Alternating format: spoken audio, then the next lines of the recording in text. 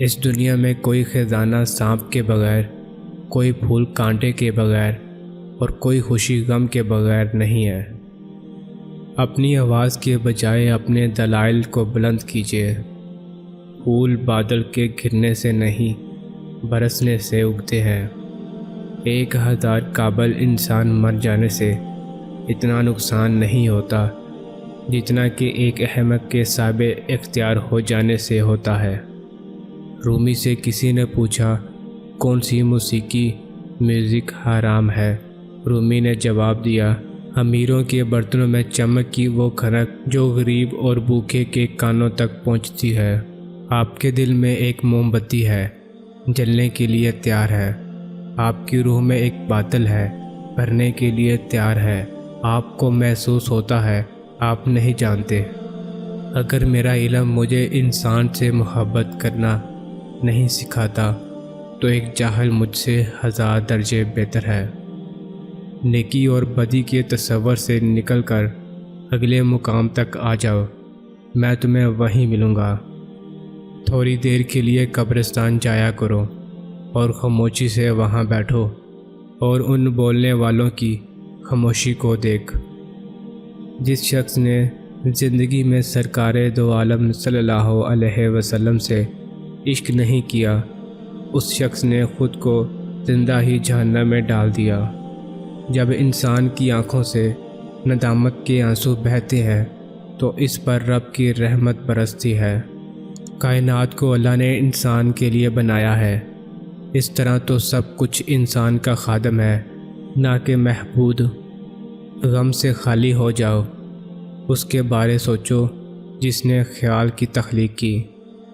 جس وقت آپ یہ قبول کر لیتے ہو کہ آپ کو کون سی مصیبتیں دی جاتی ہیں تو دروازہ کھل جائے گا۔ اللہ کے ولیوں کو رب کی طرف سے طاقت حاصل ہے کہ وہ کمان سے نکلے ہوئے تیر کو بھی واپس کر دیتے ہیں۔ عشق حقیقی ہو یا عشق مزاجی، دونوں میں شرک کی گنجائش نہیں ہوتی۔ جب تمہیں دنیا والے تمہیں گھٹنے ٹیکنے پر مجبور کر دیں تو یہی بہترین وقت ہے سجدے کا۔ عقل قبر سے آگے نہیں دیکھ سکتی، قبر سے آگے عشق کا قدم اٹھتا ہے، اور عشق ایک جست میں زبان و مقام والی کائنات سے آگے نکل جاتا ہے۔ جب آپ کو پروں کے ساتھ پیدا کیا گیا ہے تو پھر ساری زندگی رینگنے کو کیوں ترجیح دیتے ہو؟ انسان اپنے اندر چھپی ہوئی نفسانی خواہشات کی وجہ سے بوڑھے لوگوں سے مغلوب ہو جاتا ہے۔ تمہاری اصل ہستی تمہاری سوچ ہے، باقی تو صرف ہڈیاں اور خالی گوشت ہے۔ اپنے دل کو اس وقت تک توڑتے رہو جب تک یہ کھل نہ جائے۔ خدا تک پہنچنے کے لیے بہت سے راستے ہیں، لیکن میں نے خدا کا پسندیدہ ترین راستہ مخلوق سے محبت چنا ہے۔ ماں باپ کے ساتھ آپ کا سلوک ایسی کہانی ہے جو لکھتے آپ ہیں، لیکن آپ کی اولاد آپ کو پڑھ کر سناتی ہے۔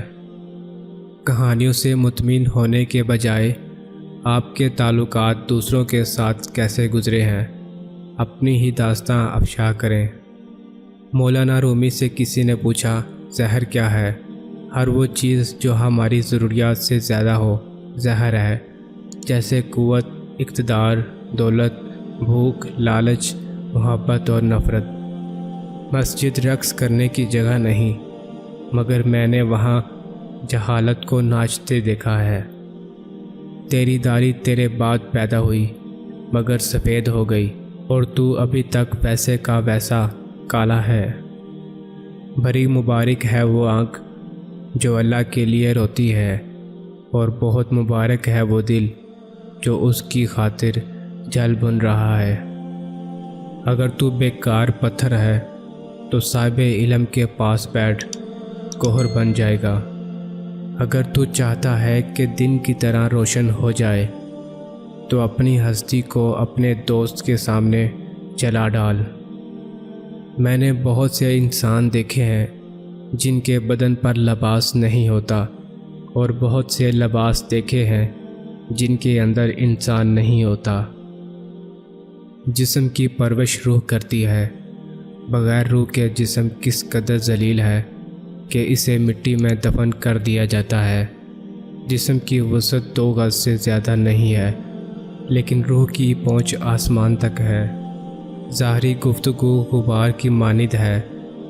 خاموش رہنے کی عادت ڈال اور اس غبار کو بیٹھنے دے تاکہ تیرے لیے باطن کا راستہ کھلے۔ اگر تمہیں سب راستے بند نظر آئیں تو وہ تمہیں ایسا پوشیدہ راستہ دکھائے گا جس کے بارے میں کوئی جانتا نہیں ہوگا۔ شریف آدمی وہ ہے کہ اگر کوئی اس کو تکلیف پہنچائے تو وہ رنجیدہ نہ ہو۔